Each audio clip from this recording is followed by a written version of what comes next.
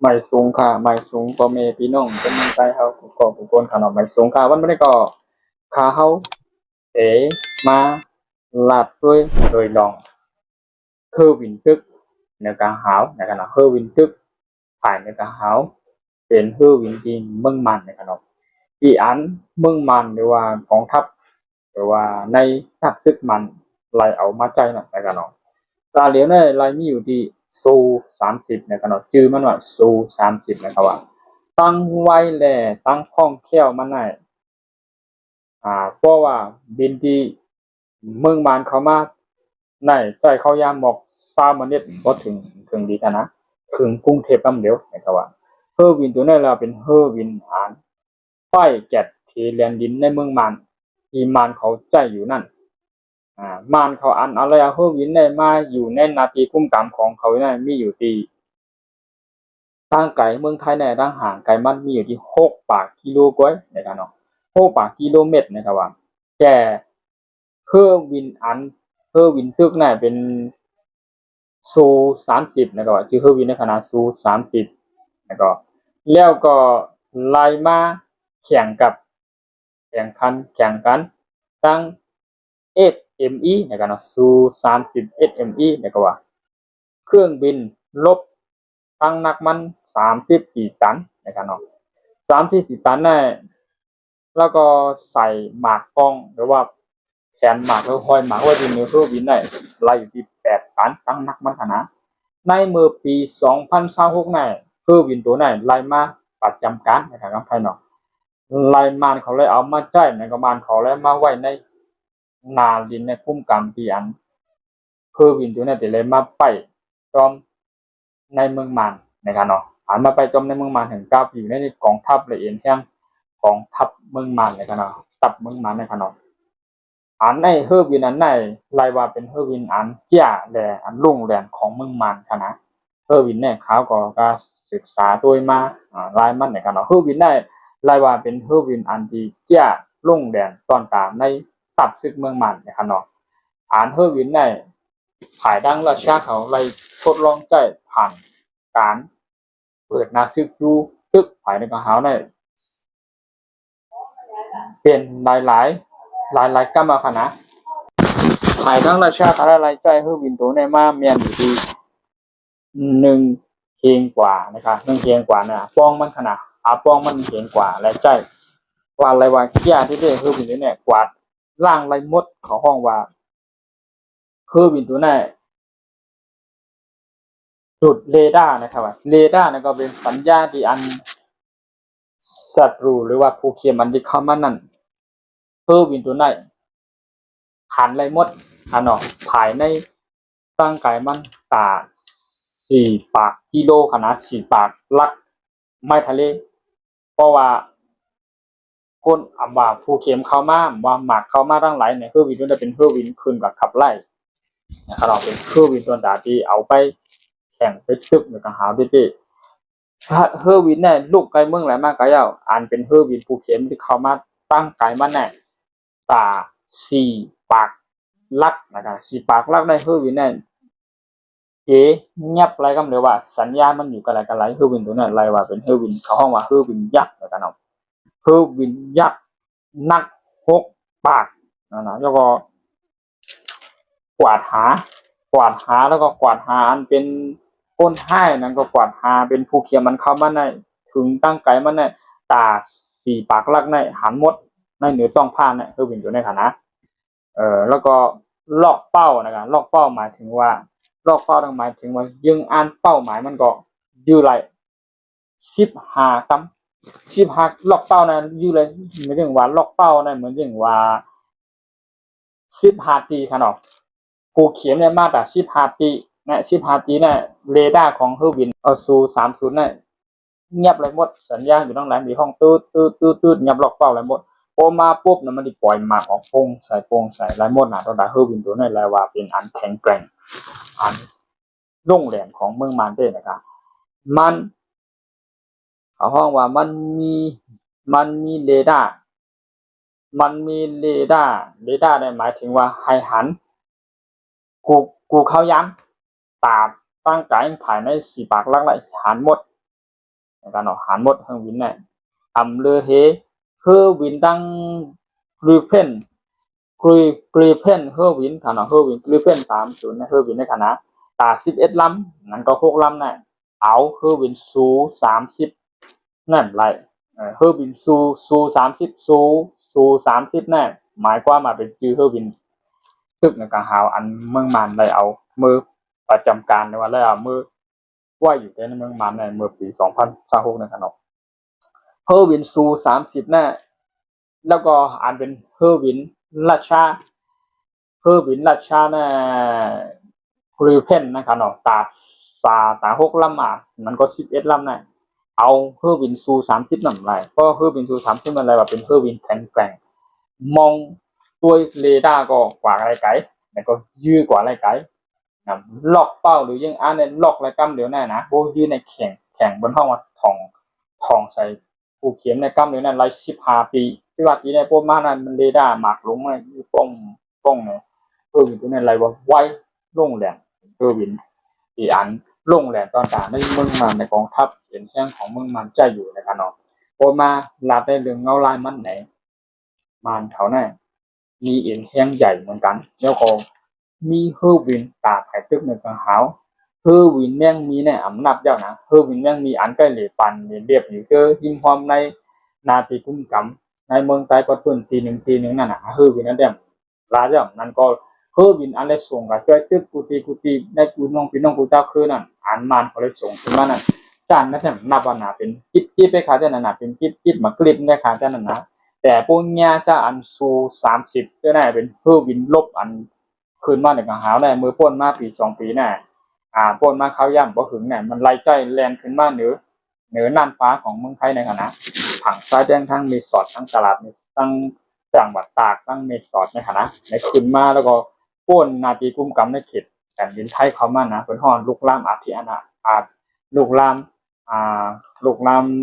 นาปีเข้ามาในกุมกำเขตของไทยในขณะนั้นก็ไทยเขาก็พัดตอบโต้พัดยื้อขึ้นนะพัดยื้อขึ้นกำพัดตอบโต้ไรว่าคือวินโดว์ในต่างๆอย่างก็เรดาร์หรือสัญญาอันดีอยู่ตั้งใต้ลิ้นเนี่ยทองคนกันในการเงียบไรในสัญญาในฐานะทำลายเงียบไรคือวินโดว์ในไรว่าหลบเล่งนะครับเนาะหลบเล่งเรดาร์หมายถึงว่าเทียบสัญญาเป็นไรแล้วก็ไวตั้งไวมันเหตั้งหลบเล่งมันไรคือวินโดว์ในไรว่าไวลงแรงนะครับนะคือวินซู30นะครับนะว่าจะมีซู30ของราชาก็มีซู30ของเมืองมันนะครับเนาะเมียนมาที่เขาว่านะครับเนาะจำได้โอมาเทียบโอมาแข่งกันผงแตกกันด้วยนะครับนะตั้งคือวินอันเมืองและเมืองในมันก็มีข้อแตกต่างกันกว่านะครับเนาะอย่างเมืองราชาในก็มีแข่งเมียวหนึ่งคือวินของเขามีหลายๆเมียวยูเคนก็มีเมืองมันเนี่ยก็เลยว่าเป็นอันกองทัพอันที่ใหญ่และอันมีเฮอร์วินตึกนำเหมือนกันในการเฮอร์วินตึกเนี่ยเพราะว่ามันใจหลอดตึกแน่เพราะว่ามันใจหลอดตึกในนาทีกุ้มกำในกุ้มกำหนึ่งแน่ดังนั้นก็เพราะว่าเมืองเดียวกันแน่พอตึกที่เตะเตรียมก็เป็นเรื่องอักข้องและการยื้อปักเปิงวันเมืองที่เตะในการปวดของปักเปิงของกำผาแต่ได้ภายในแลนดินเดียวกันในเมืองเดียวกันนั่นไรใจคือวินคณะเพราะใจพิษปักเปิงคณะแต่มันเขาที่ป้นมาในเขาไรใจคือวินยังมีใจคือวินโลกตัวนี้ขึ้นกว่าจอยนะอันเขาพิษปักเปิงอยู่นะเพราะว่าดั้งภายดั้งผู้กุมกำและกำผาเนี่ยคู่เนี่ยไรค่ะแต่ว่าพวกเอาพวกยื้อกันเลยทึกกันที่เจนะยื้อกันเพราะว่ากองทัพเอ็นแท่งกองทัพอันหนึ่งกองทัพเนี่ยพวกใหญ่พวกไฮพวกเล็กพวกใหญ่ในคณะพวกเนี้ยคือวินซู30เนี่ยนะทำเลยค่ะซู30เนี่ยเขาว่า2 ลำเลยได้เรียบร้อยลองจามตัวดีคืออาจเป็นเขาว่ามีตับหนึ่งตับใหญ่เขาเนี่ยตับใหญ่ๆเนี่ยห้ามมีตัวสัญญาห้ามมีตัวจับห้ามมีตัวยื้อสกัดมันนะเพราะซูตัวนี้ซู30เนี่ยเพราะว่าขึ้นมาเหนือกลางหาวเนี่ยเพราะขึ้นมากลางหาวนะมันอุบเปิงอะไรเหนือกลางหาวได้หมดอ่ะพวกเปิงเหนือกลางหาวได้หมดให้อย่างมันไรอ่ะกาขยี้ว่ามีตัวสกัดมีไอรอนโดมมีสปริงดิ้งแล้วก็มีแพดดิออดมาถึงอิสราเอลมีตัวยื้อสกัดมันถึงเมืองอเมริกันตั้งอิหร่านเขาจะเรียกว่ามีจานั้นนะในต่างเมืองเรามีตัวยื้อสกัดที่นั่นยืมไรวินแน่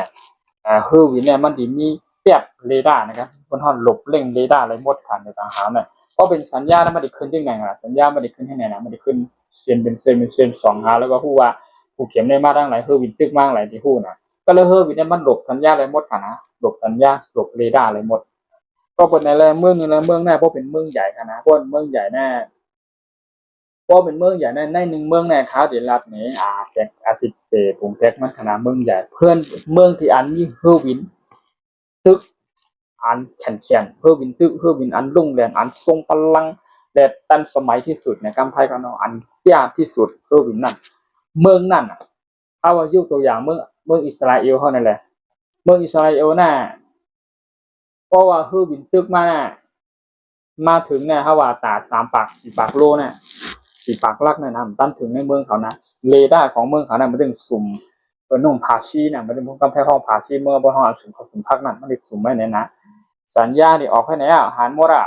มาตั้งไหนก็หันหมดหมักตั้งใจก็กางไว้ไหนไปหายไปยืดแบบเพราะว่าเฮียงเลยวันนั้นในแต่ละเมืองน่ะเมืองไหนเมืองไหนบนเมืองหลวงเมืองอันขึ้นกาเมืองอันขึ้นใหญ่เนี่ยนะอันนี้เพื่อเป็นตึกเนี่ยเพราะว่าเฮียงแดโดมีเพื่อเป็นตึกอันวันนั้นเฮียงเลยโดมีเพื่อเป็นขับไล่วันนั้นF35นะตั้งเมืองไทยนั่นไม่มีขนาด F35นะแต่ว่าเป็น F22ลายเป็น F16เนี่ยมี F16 F35 F22เนี่ยอันก็เขียนนะลงแหลมที่สุดก็ F22 นะของอเมริกันนะ F22 ในเลยว่าทรงพลังเลยทันสมัยเลยล้ำสมัยที่สุดอย่างกำไพกันนะเมืองมาได้มีซู30อยู่ซู30ซูจือซูนะ FU ซู30แล้วก็มีแทง FU ซู30 SME มีแทงแล้วก็มีปืนเพนเพราะว่าเป็นตัวยื้อแลเครื่องบินป่ายการตึกในกลางหาวน่ะจ้าในไข่ก้านปืนเพนเนี่ยกับมันก็ SME ซูน่ะอีไข่ก้านซู30นะของเมืองมันนะผายเครื่องบินการตึกเนี่ยแต่ว่าพอจีนจ้าได้ว่าลูกอย่างตัวมันจะเรียกเข้ามาในกรุงเทพเนี่ย3บอกถึง30เมตรขนาด3เมตรต่ำถึงนะพุ่งเข้ามาในกำเหนือกับเป็นซู30เพราะว่าตึกกันภายในกลางหาวของทัพอากาศเต้ๆนะไรว่าคือวินตัวนี่ไรว่าลงเนี่ยแค่แขนที่สุดนะวินแน่ว่าเขาตึกภายในกลางหาวแน่ป้องอะไรขึ้นกันในกลางหาวเนี่ยกับอุปเปิงเมื่อเราไงกับอุปเปิงเมื่อละอันอยู่ตั้งใจเนื้อเรียนเย็นอยู่จำน้ำอยู่จำหินเติมหัวจำร้อยน้ำท่วงอย่างพวกขึ้นในกลางหาวอย่างว่าเรดาร์แล้วการมองหันมันหันโมระครั้งเหมื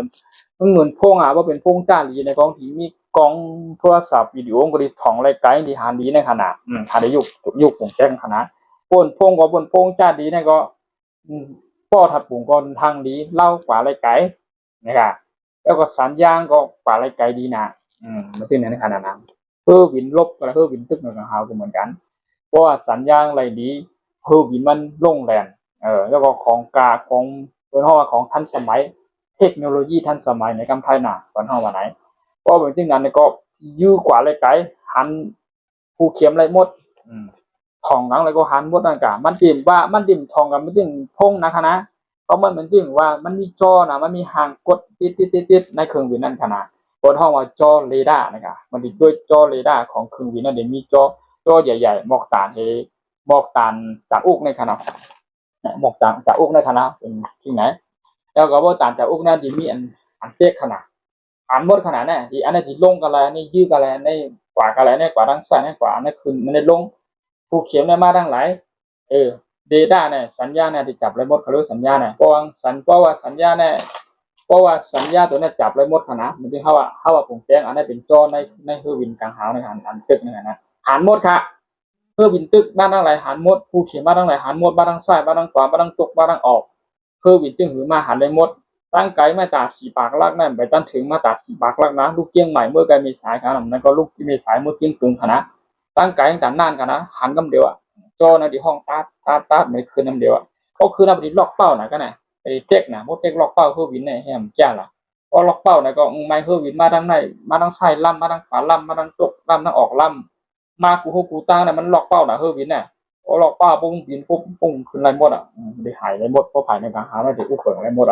เพราะภายในเมืองมานค่ะนะเพราะในเรียนดินในภายในเมืองมานได้ค่ะนะเพราะว่าซู30เนี่ยขึ้นกับ ในกลางหาวเนี่ยมันดิอุปเปิงในบทนะในกลางหาวนะบักกันแต่ในยางในบ่มมีตัวไพดีออดบ่มมีตัวไอรอนโดมาในก็บ่มมีตัวคือเฮอร์วินอันล้ำอันเดียล้ำปึ๊ดและเฮอร์วินอันเดียล้ำขับไล่แบบนั้นเอามันไล่ค่ะเอามันอยู่จัดการมันไล่สู่30เมตรเลยว่าเป็นเฮอร์วินเดียนลงแหลมในกัดแขนที่สุดนะเขาก็ไล่เอาที่เป็นกามไทยกามอังกฤษนะครับนั้นก็ไล่มาเป็นภาษากามใต้เขาแต่โต้ไต่ขลัดนี้ว่าดีกว่าที่มามันเฮอร์วินสู่30เมืองมันดีใจในย่ามมือในเอากว่าในปักอยู่ในกองทัพในตับเมืองมันอันใหญ่ๆแต่เดี๋ยวนั้นในเมืองหลวงน่ะห่างห่างลูกกันในเมืองไทยในกับเมืองมันห่างกันจากพวกเห็นลักเนี่ยเอาพวกปากลักไว้ผมบินเข้ามาในกรุงเทพใน20นาทีถึงคณะคือบินสู่30ในเลยว่าโรงแรมแทบเขียนอันนี้ก็เลยว่าเป็นมหาอำนาจเตียนตั้งรัสเซียตั้งเมืองเฉียดจอยเข้ามาในที่นั้นนะเลยว่ามันนี่ก็เอ็นแห้งใหญ่ขนาดเพราะว่าตึกกันภายในเนือกังหาที่เต้นเป้เขาไรค่ะเป้ไรเพราะตึกกันเนือกังหานั่นเป้ไรค่ะเออเราให้เป็นเอ็นแห้งใหญ่ก็คือจากฉันโรงแรมก็แค่มีตู้ยืดดังที่ก็ย่อที่หมักมือที่ยังว่าหนักอันยืดไกลดังที่ก็ย่อเพราะตึกภายในกังหานั่นเป้เขาไรค่ะพวกเขามีซู30ตัวในนะลองมาจากรัสเซียค่ะนะคือวินเขาเนี่ยตั้งแจ้งเขียนมันเอกรัสเซียค่ะนะเอกรัสเซียอิดอ่อนเนี่ยค่ะนะ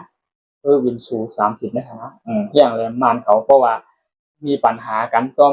แดนดินไทยมันจับกันนะมีแดนดินตั้งจับกันนะที่อย่างนั้นพวกมีปังคือกันดินจีเนี่ยพวกเขาใจตัวในคืนมายืนเนี่ยลองวนได้ขละลองวนด้วยทัศน์ด้วยกระลาพวกเขาใจสู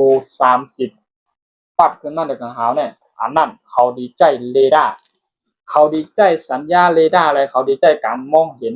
ในเฮอร์วินตัวนั้นเปิดอาทิตย์ของลงกูดีกูตั้งตับอันนี้มีกันในเปินใจเขาอ่ะ GPS เพราะฉะนั้นถ้ามา GPS ได้มันลูกมากอะไรล่ะ GPS มันตัวอะไรหมดนี่ล่ะในกำผาน่ะมันเลยจากดาวเทียมหรือกังหาวเนี่ยบ่เจ็บมันเพราะว่าเครื่องบินเนี่ยมันส่องจากดาวเทียมลงมาดาวเทียมเนี่ยหมายถึงว่าดาวเทียมเป็นเฮาอุกกันลาดต่อกันเฮาจะอินเทอร์เน็ตอยู่บ่อย Wi-Fi ย่ามมื้อนี้เนี่ยเป็น Wi-Fi เป็นสัญญาค่ะนะป้อมมีดาวเทียมตั้งเหนือน่ะเฮาลาดต่อกันละโอนบัดนี้โอนเงินโอนปานโอนหยังก็ยาวลาดต่อกันคุยดังผ่านกันอีกตั้งอะไรก็ยาวอุปโภคกันได้ทั้งผ่านอินเทอร์เน็ตโซเชียลมีเดียออนไลน์นะป้อมมีตัวสัญญาณดาวเทียมนั่นหลายเพราะฉะนั้นอย่างไรวันนั้นล่ะเมืองมันเนี่ยเพราะว่ามีปัญหากันมาใหญ่ๆเพราะเขาใครปล่อยสัญญาเขาขับปล่อยบ่ใครปล่อยคำปล่อยใจหลังเมืองมันเนี่ยเพราะเขาใครคาพีเมื่อคำปล่อยสัญญาเขาปีกแบบเพราะที่ไปตามตึกมันยื้อกันมาเป็นเด็กเป็นว่าได้เขาทิมปล่อยสัญญาเขาที่สัญญาแบบหนังคือเขามองว่าเขาตัวแบบผู้เข้มของนั้นเพราะติ่มไรผู้ว่าติ่มไรผู้ว่าเขาตุ้งหนึ่งก็ไรเขามีอย่างเขาได้จัดการเองรายหมดตีเต้มันอ่ะก้นที่อันกุ้มกำสัญญาหรือว่าดาวเทียมนั่นก็เมืองมันเนี่ยดาวเทียมอาจจะมี1 ลูกคณะเมืองมันนะเมืองไทยเนี่ยอาจจะมี1 อัน1 ตัวดาวเทียมเนี่ยแต่ว่ามีกูเมืองคณะดาวเทียมนะดาวเทียมเนี่ยปล่อยขึ้นกันในกลางหาวเนี่ยแบบขึ้นกันในกลางหาวเนี่ยป้นขึ้นกันกระดั้งเรือนพ้นคณะออกกระดั้งนอกกำผาพ้นนะไม่ได้กลับเป็นปักไว้อย่างว่าก้นเขาในเฮาอยู่ในกำผาในเฮาอยู่ในกลมๆในมวลๆให้ไหนก็คณะผมแตกมันเฮาอยู่มันจึงไหนขนาดเฮาขาวดิลานเดี๋ยวผมแตกมันอันนี้เป็นค่าอะไรในผมแจ้งค่ะอันนี้เป็นกำผาเฮาอันนั้นนะอันนี้เป็นกำผาไอ้ยุคนี้ผมแจ้งนะกำก่อนอ่ะอันนี้เป็นกำผาให้มวลๆให้ไงมวลๆเฮาอยู่ในมวลๆให้ไหนแต่ว่าเพราะว่าไหว้สิว่าดาวเทียมเนี่ยเปิ้นปล่อยขึ้นกันได้เพราะปล่อยขึ้นกันมุ่งป้นขึ้นกันป้นขึ้นกันด้วยกำผาเฮาแน่ตั้งเหนือเนี่ยจิมีอากาศหายใจที่มีลมเหมือนอย่างว่าสางพยางก็กาใครนักกาใครนักแล้วมันดิปรับมันดิผิวเนี่ยปีวงให้ไหนก็มีอากาศเพราะฉะนั้นดาวเทียมเนี่ยมันดิขึ้นปล่อยกันนั่นต้องได้ยินข่าวว่าได้ยินข่าวเนี่ยอันว่า NASA เขาทดสอบดาวเทียมอันนั้นน่ะดาวเทียมที่1ดาวเทียมที่2ของปี2026-27นี่มีไงล่ะมันดีทดสอบนี่มีขนาดนะ NASA นั่นแต่ว่าเมืองมานก็มีเพราะฉะนั้นล็อกเป้าอะไรก็คือเป้าหมายยิ่งอันอยู่ก็หลายกองทัพเอ็นแห้งอยู่ก็หลายนะคาดิลักกองทัพในใหญ่ก็คือกองทัพซ้ายอยู่ก็อย่างกองทัพขวาอยู่ก็คือเอ็นแห้งปนกันในมีหมอกก็คือ สัญญาเนี่ยมันของเลยหมดค่ะคือวินซู30ในคณะซู30ดูในบ้องอะไรขึ้นกันในกลางหามันอุกเสริงอะไรหมดอ่ะไปในกลางหาเนี่ยเกี่ยวกับมาดีของอะไรหมดค่ะนะของอะไรหมดอ่ะแต่ว่าในเมืองมันเนี่ยก็มันขึ้นกันแน่เมื่อจึงวังลูกกระยันกุ้งขึ้นนะขึ้นกันในกลางหาเนี่ยป้องขึ้นกายหมอกตั้งไกแน่หมอกเห็นหมื่นถ้าว่าหมอกพวกเห็นรักในทั้งสูงเนี่ยพวกเห็นรักอ่ะ3เห็นรักพวกเห็นรักขึ้นกว่า10,000รักขึ้นมาเหนือเนี่ยนะมันดีของหันหมดค่ะมันใครล็อกเป้าก็ได้ก็ไรหมดค่ะคาริลาดไว้นะสู้30มันดีล็อกเป้าก็หมายถึงว่ามันใครเย่งอันปักอะไรมันไรหมดเกาที่ยืดร่วมกันได้สู้30นั่นก็ยืดร่วมกันได้มันยืดไรขนาดเพราะว่าในเมืองมันก็ในเมืองแต่ปัจจุบันเนี่ยมันยืดอะไรมันยืดอะไรหมดเลยสู้30เนี่ยเพราะฉะนั้นเมืองเนี่ยไรเอาวันแข็งแกร่งและอันอินแห้งอย่างเป็นแข็งในระหว่างเมืองมันก็เลยว่าแห้งอย่างแข็งแกร่งเหมือนกันพอมาวนด้วยในกองทัพมันทัพหมู่จอมันเนี่ยเลยว่าใหญ่ขนาด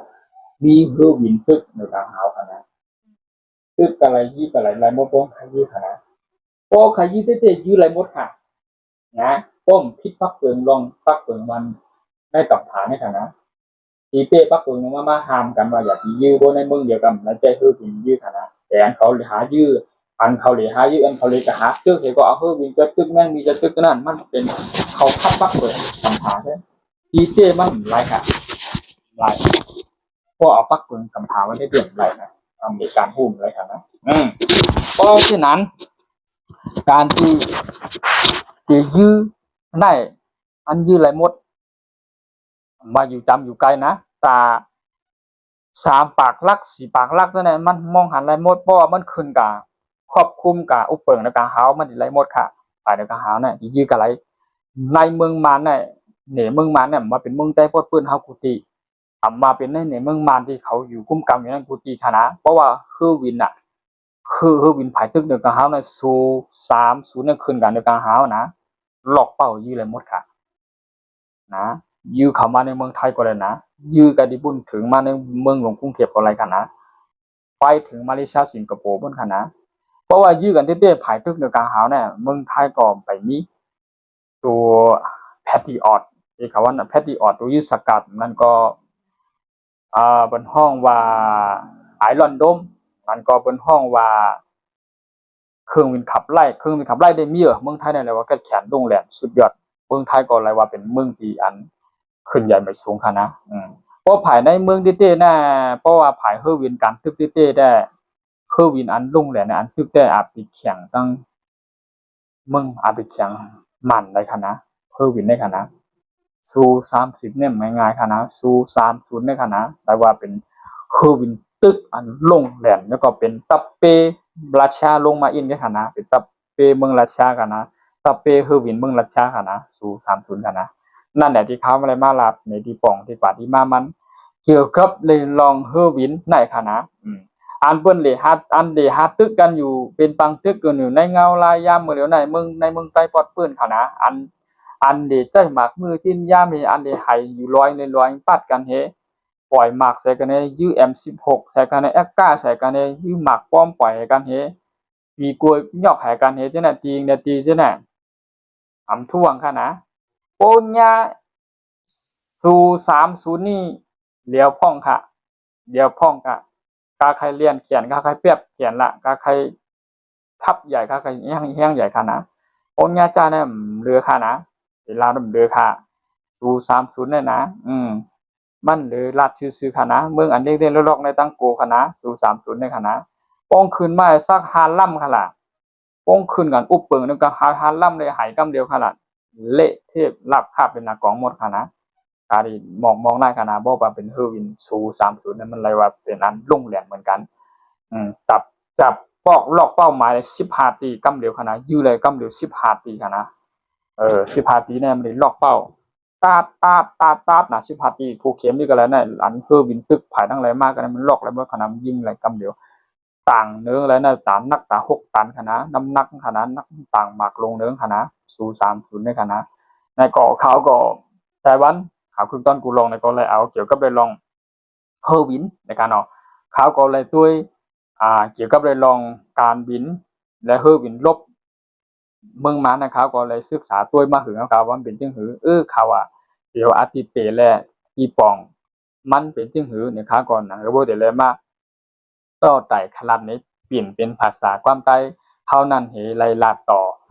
เปิ้นผ่าวันพอพี่น้องคนเมืองใต้ปอดเปิ้นเฮาแหละพี่น้องชาวคือเจ้าคือใต้เฮาที่อ่านเปิ้นอ่ำพอใครฮู้เกี่ยวกับเรื่องฮือวินตึกนั้นมันเป็นจึงหืออันหลีหันก็หันเมืองต่างเมืองคันเอาฮือวินตึกกันหายกันในกลางหาที่นั่นที่ไหนดีเต้มันก็มีค่ะมันเนี่ยมีฮือวินซู30นะซู30แต่ฮือมันยังมีในอ่านตึกเต้ๆนับค่ะนะอ่านมีเต้ๆอ่านลงแหลนไล่ว่าซู30เนี่ยเป็นฮือวินอันลงแหลนอันจ้าที่สุดในตับซึกเอ็นแห่งตับหมุยต่อค่ะนะเพราะว่าคือวินตัวทางไปทางก็เป็นมินต้างนะคะเนาะมินต้าลงกันนะคะ